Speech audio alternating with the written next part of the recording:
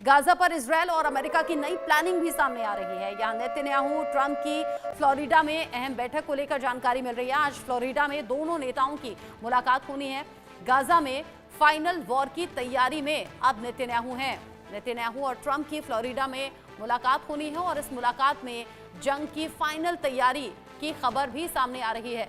Gaza में final war के लिए अमेरिका और इजरायल ने स्ट्रेटेजी तैयार कर ली है। आज फ्लोरिडा में अमेरिकी राष्ट्रपति डोनाल्ड ट्रंप और इजरायली पीएम बेंजामिन नेतन्याहू मिलने वाले हैं। ये मुलाकात ऐसे वक्त में हो रही है जब इजरायल हमास के चरमपंथियों पर दबाव बनाने के लिए गाजा पट्टी में एक नए सुरक्षा गलियारे में सेना तैनात कर रहा है। इजरायल इस क्षेत्र के बड़े हिस्से पर कब्जा करेगा और उसे अपने सुरक्षा जोन में शामिल करेगा। पिछले महीने इजरायल ने संघर्ष विराम तोड़ते हुए गाजा पर अचानक बमबारी कर दी थी और व्हाइट हाउस ने उसके इस कदम का समर्थन किया था। व्हाइट हाउस का समर्थन मिलना इजरायल को और ज्यादा बल दे रहा है और ऐसे में गाजा पर भयंकर और भीषण हमले आगे भी होंगे, इसके इंडिकेशंस भी मिल रहे हैं। हमास के खिलाफ ट्रंप नेतन्याहू का वॉर प्लान आखिर है क्या, जानिए। हमास के खिलाफ ट्रंप और नेतन्याहू का वॉर प्लान बनकर तैयार लगभग है। गाजा में कब्जे की तैयारी में इजरायल नजर आ रहा है। इजरायल पर आगे ट्रंप का समर्थन भी है, यानी कि डोनाल्ड ट्रंप ने नेतन्याहू को साफ समर्थन दे दिया है। यहां इस तैयारी के बीच में गाजा पर इजरायल और अमेरिका का फाइनल वार भी होगा। गाजा पर फाइनल वार के लिए इजरायल और अमेरिका तैयार हैं। आज फ्लोरिडा में बड़ी मीटिंग भी है। इजरायल और अमेरिका ने आखिरी लड़ाई की योजना बनाई है, जिसमें नेतन्याहू और ट्रंप की फ्लोरिडा में इस मीटिंग पर नजर रहेगी।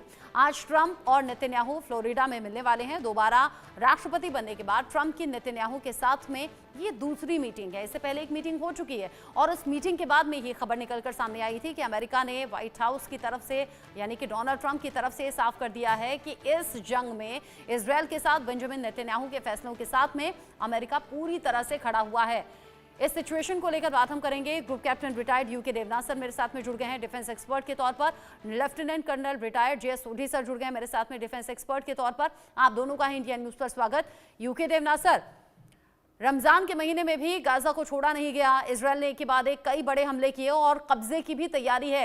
ऐसे में ट्रंप और नेतन्याहू की इस मुलाकात को आप कैसे देख रहे हैं, संकेत क्या है?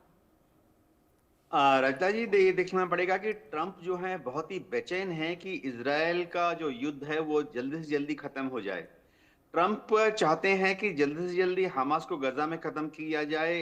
हिजबुल्लाह को तो लेबनान में रोक दिया गया है। हुती जो है 2000 किलोमीटर दूर है। तो हुती कोई खास नुकसान पहुंचा नहीं सकता है यमन से। मिलिट्री पॉइंट ऑफ व्यू से मैं बात कर रहा हूं। अब एक चीज बची है जो कि इन तीनों ऑर्गेनाइजेशन को सपोर्ट करती है, वो ईरान।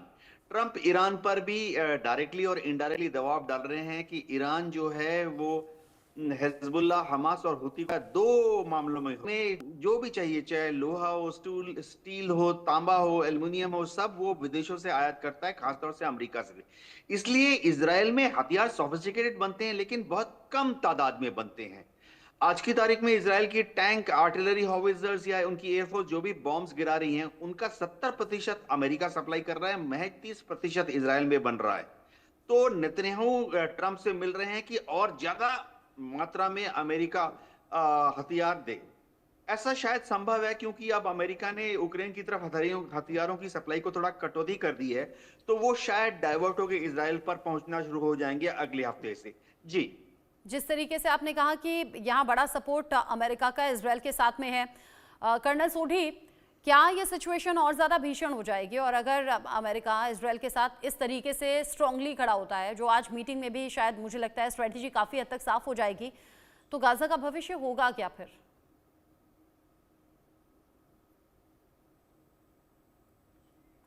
कर्नल सोढी, पहले अनम्यूट कीजिए खुद को। जयंत रचना जी, ये मेरा सौभाग्य कि मैं आपके न्यूज चैनल विख्यात को पैनलिस्ट के साथ हूं। हालांकि डोनाल्ड ट्रंप की पूरी इच्छा है कि गाजा पट्टी पे पूर्ण कब्जा किया जाए, वहां पर रिवेरिया जैसा वहां पे एक रिजॉर्ट टाइप बनाया जाए, हाई राइज बिल्डिंग बनाई जाए, लेकिन ये मुश्किल ही नहीं, ये नामुमकिन है। इजराइल भी जानता है, लेकिन इजराइल अमेरिका के साथ एक बार पूरी तरह से इस चीज पे काम करना चाहता है कि क्या वाकई में वो गाजा पट्टी पे पूरी तरह से कब्जा करके वहां के जितने 2.3 मिलियन फिलिस्तीनी है, क्या उनको वहां से निकाल पाएगा। ये तो बहुत मुश्किल है होना, लेकिन एक बात जरूर है कि जिस वाई से डोनाल्ड ट्रंप दूसरी बार सत्ता में आए थे और जब उन्होंने इसी साल 20 जनवरी को शपथ ग्रहण किया, उसके एक दिन पहले ही इजराइल हमास का युद्ध विराम हुआ। पूरी दुनिया को लगा कि डोनाल्ड ट्रंप अब दुनिया में नए मसीहे के तौर पे आए हैं, ये कोई भी युद्ध नहीं होने देंगे। लेकिन जैसे पिछले 1.5 महीना निकला है डोनाल्ड ट्रंप का, वो अपनी हर बात से वो विपरीत ही साबित हुए हैं। चाहे टेरर वॉर हो, चाहे ईरान के साथ जंग करने की बात हो, चाहे अब इजराइल को पूरी तरह से छूट दे दी गई है हमास पे दोबारा जंग करने के लिए।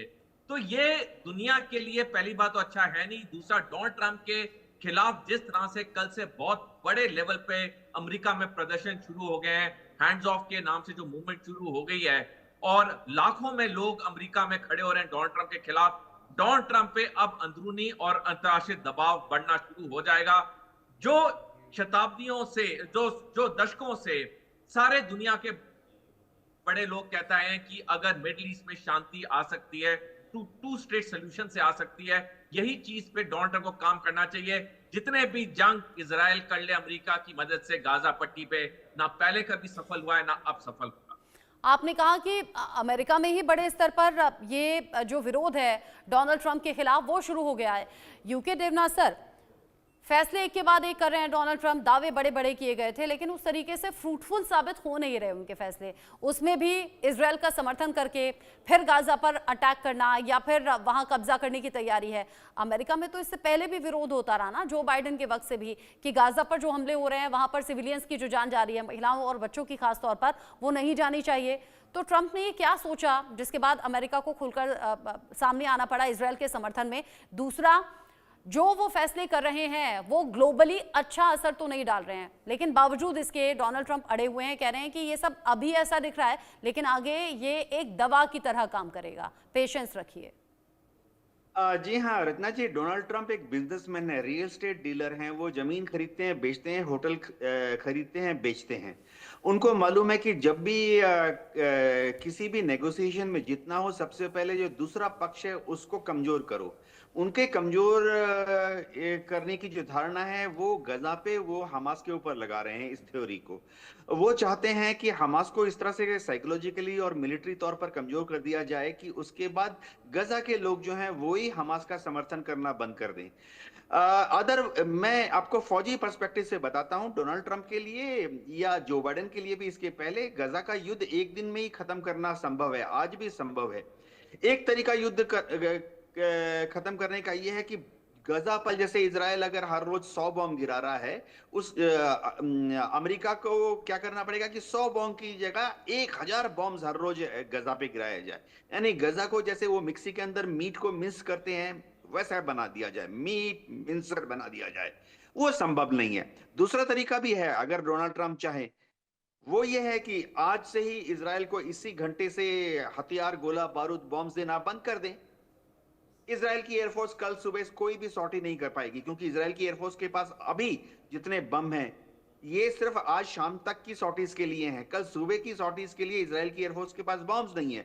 वो आते कहां से? आज रात को ही C-17 ग्लोब मास्टर में भर के या C-5A स्टार लिफ्टर में हथियार बॉम्ब्स भर के आज रात को ही इजराइल के बेन गुरियन इंटरनेशनल एयरपोर्ट में पहुंचेंगे। हर रात को, अगर आप, एक सॉफ्टवेयर है फ्लाइट ट्रैकर, अगर आप देखें तो हर रोज रात को 2 बजे से लेकर सुबह के 4 बजे तक 4 या 5 ग्लोब मास्टर्स जो हैं वो इजराइल के बेन गुरियन इंटरनेशनल एयरपोर्ट में लैंड करते हैं हथियार डिलीवरी करते हुए। तो अगर अमेरिका इस हथियार के डिलीवरी को रोक दे, शून्य कर दे, इजराइल कल ही बॉम्बिंग पर बंद कर देगा और नेतन्याहू परसों ही सीजफायर के लिए बात करने के लिए तैयार हो जाएंगे। इसमें डोनाल्ड ट्रंप को कोई भी खास दिक्कत नहीं होनी चाहिए अगर वो जेन्युइनली चाहते हैं कि सीजफायर की टॉक्स हो। लेकिन डोनाल्ड ट्रंप बिजनेसमैन हैं, उनको मालूम है कि गजा के अरब लोगों का मन तोड़ के, दिल दिमाग पर काबू करके अगर वहां पे एक रिवेरिया बनाना है तो पहले गजा के लोगों के घुटने कमजोर करने पड़ेंगे, हमास के घुटने तोड़ने पड़ेंगे, उसके बाद ही वो जमीन डोनाल्ड ट्रंप को यानी अमेरिका को रिवेरिया बनाने के लिए मिलेगी। जी।